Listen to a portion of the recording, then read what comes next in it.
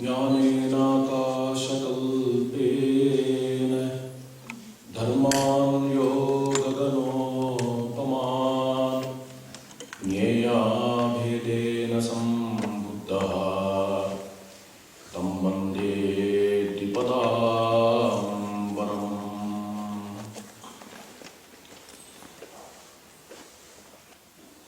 Dharma is the foundation of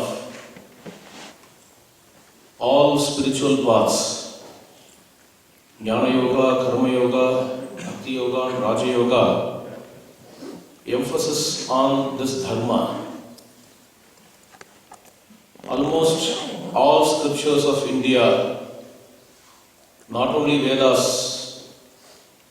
but also Dhammapada, Tripitaka, Jainagamas and Grantha Sahib, all these scriptures emphasis on Dharma. The word Dharma is perhaps the most used word in all the scriptures of India. Now comes this question, what is Dharma? There are so many definitions, so many explanations. But now, contextually, I just want to focus on the literal meaning of Dharma, the dictionary meaning of Dharma. When we open Sanskrit dictionary, the primal meaning of the word Dharma is nature. Not nature in the external sense, like sun and the moon are not called as Dharma. Stream, brook, river, they are not called as Dharmas. Dharma means Swabhava, nature of a person, nature of a thing. The one who possesses that nature is called as Dharmi. There are two words, Dharma and Dharmi. Dharma is nature, Dharmi is the one who possesses that.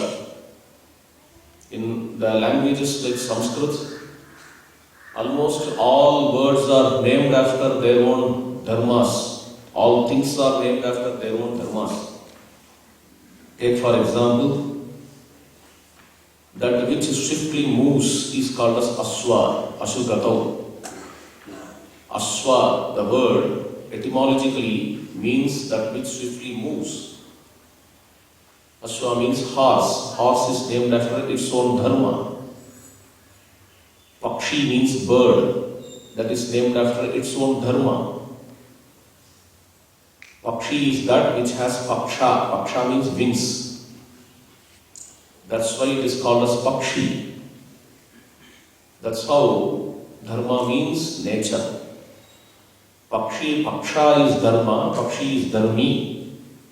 Coming to the point, if dharma means nature, what is human nature in general? Yes, we all know human nature is cutting others, beating others, troubling others, sadism, ego, fighting with others. That is human nature. This is what we see in the history of last 2200 years. Perhaps it started with the invasion of Alexander, then Genghis Khan, Julius Caesar, so on and so forth. What happened in the human history for last 2000 years in this globe? Fighting, fighting, fighting and fighting. Everywhere.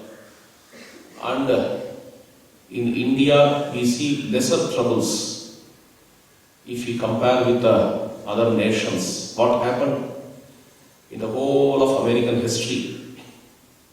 Fighting, fighting and fighting. It started with the Spanish invasion, the English invasion in America, when the Native Americas were all massacred, butchered. That ran for some 100 years. Then while Native Americas, they all got eradicated, they were all eliminated. Then what happened? Then when these Spanish and Englishmen established themselves in America, they started to bring the Africans to America as slaves. This slavery ran for some 100 years. Then somehow slavery was banished, and then liberalism, the so-called liberalism, is going on in USA still now.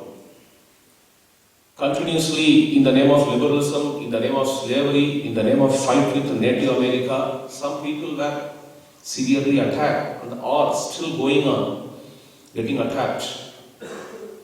Just I gave an example as America. Throughout the world you see this. In Australia, in Europe, and in some parts of India, we see this fight going on. And therefore we can come to a conclusion that fighting is human nature. Cutting others and beating others is human dharma. Dharma means nature. Anyhow. In fact, we see in Freudian psychology, Freud considers this cutting others and beating others as human nature. We all know, probably psychology students may know, Freud has a term, id. What's the meaning of id? Id is a pleasure principle. Id is the sadistic attitude to cut others and beat others.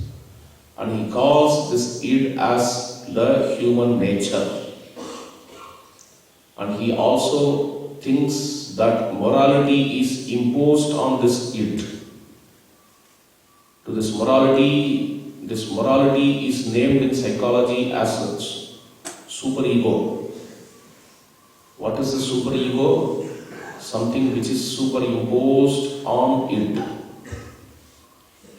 We have a basic tendency, even when we sit in Maitri Milan, we have a basic tendency to cut others, to pull others, to beat others.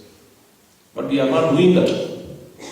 Why we are not doing that? Because if we do that, probably we may be dismissed from university, or probably people may mistake us for that we are not doing.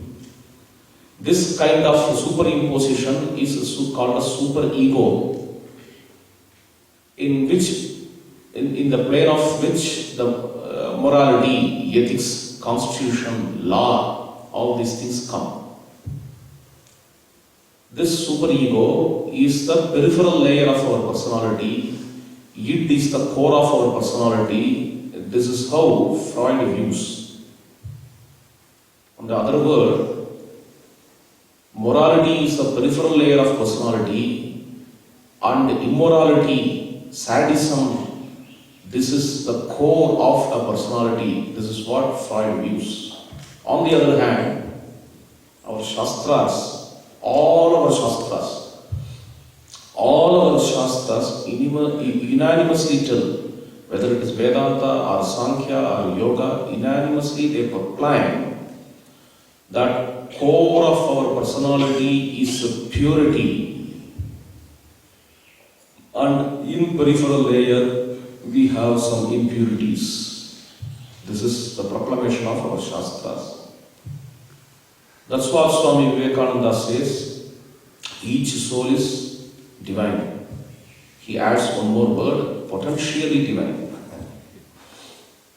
Each soul is potentially. Potentially is a very important word. That's the uniqueness of Vivekananda.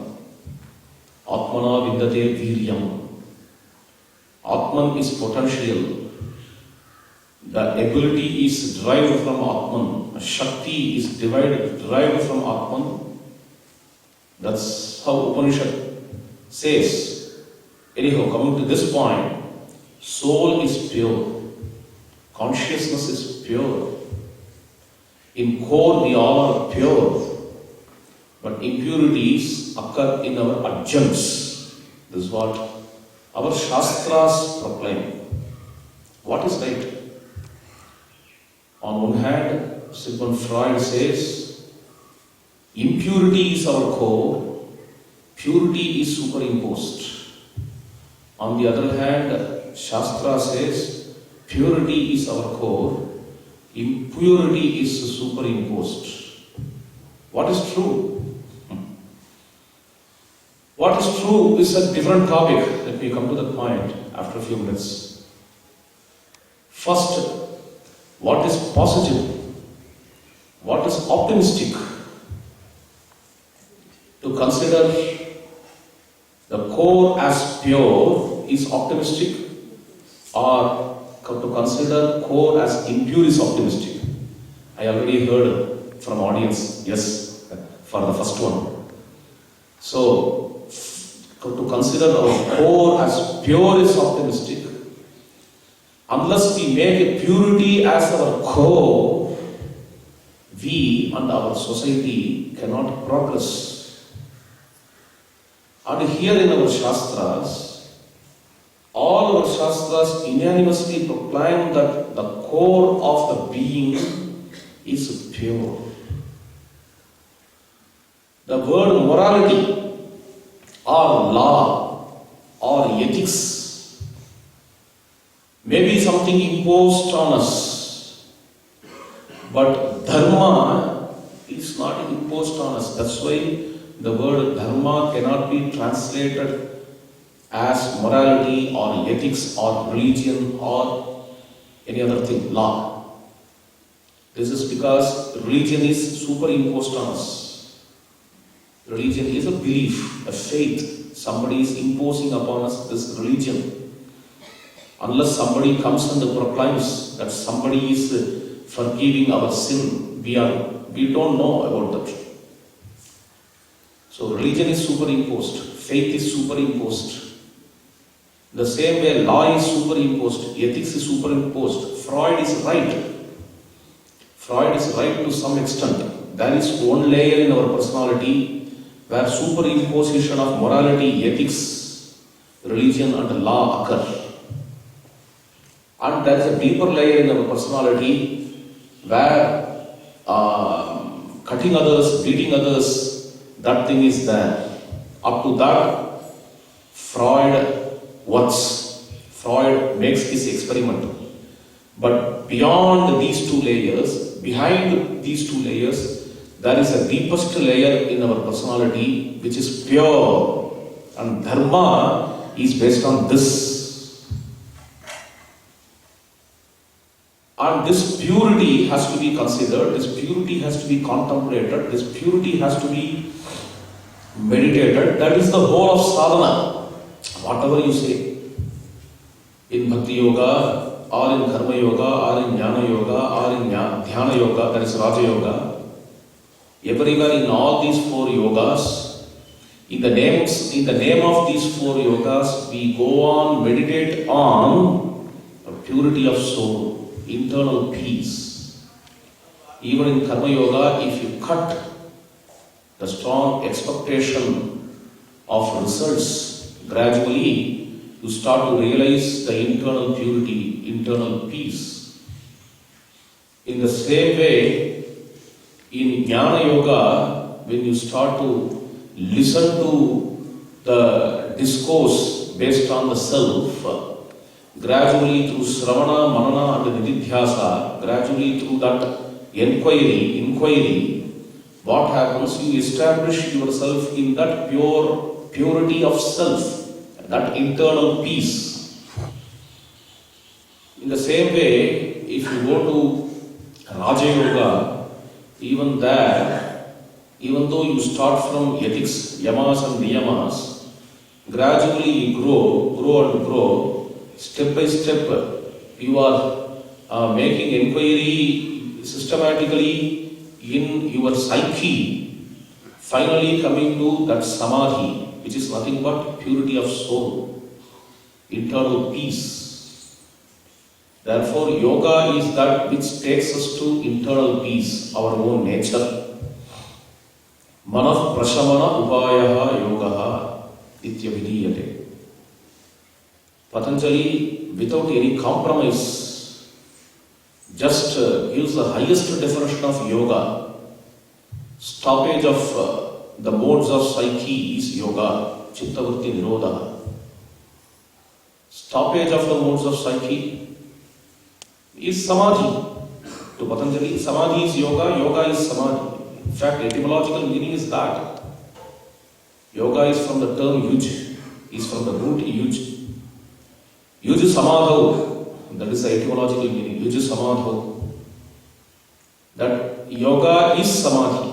This is what Patanjali tells. But Vasishtha, on the other hand, he gives a beautiful practical definition. Manah prashamana upayaha, any method to calm the mind is yoga. Any method to calm the mind is yoga. So, method is a very important word here. You can go even in evening walk, that can become yoga if you try to calm the mind by that walking. Even if you do asana, if you don't have an intention to calm your mind, then that cannot be yoga. Even if you just sit in a beach, seeing the zenith and horizon of the ocean, and if you have an intention to calm your mind, then it becomes a yoga. Samudra darsana is a yoga. Pranayama may not be a yoga if you don't have an intention to calm the mind. So, calming the mind matters. If you calm the mind, that becomes yoga. To calm the mind, these are all methods. Asana, pranayama, dharana, dhyana. Kriya, bandha, mudra, all these things are methods to calm the mind. Even if we learn scriptures to a great extent, even if we go through, even if we mug up the whole of Upanishads, all the Upanishadic mantras, without having an intention to calm the mind, then that cannot become yoga. We may do a PhD on, we may do a research and publish some 78 papers on Upanishads without having an intention to calm the mind, that cannot become yoga. On the other hand, an illiterate is sitting just in meditation, calming his mind, that can become yoga. Therefore, yoga is to calm the mind, going into the deepest layer of ourself. Not even layer, all other things are layers. Deepest core of ourself. Staying in that deepest core is yoga. Therefore, may we resolve with the grace of Divine, may we settle our thoughts in the deepest core of silence. Let us have that meditation for a few minutes. Sit comfortably with closed eyes. Take a deep breath and exhale. Relax yourself.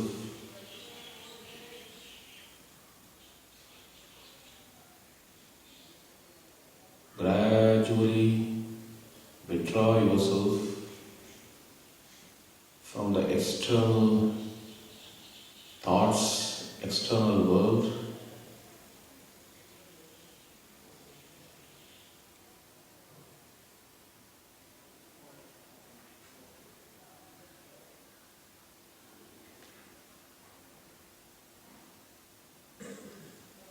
Be in silence.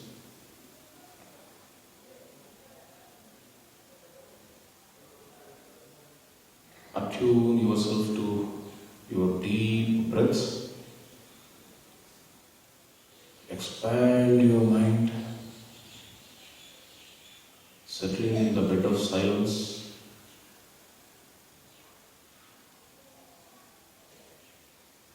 Not a single thought is stirring.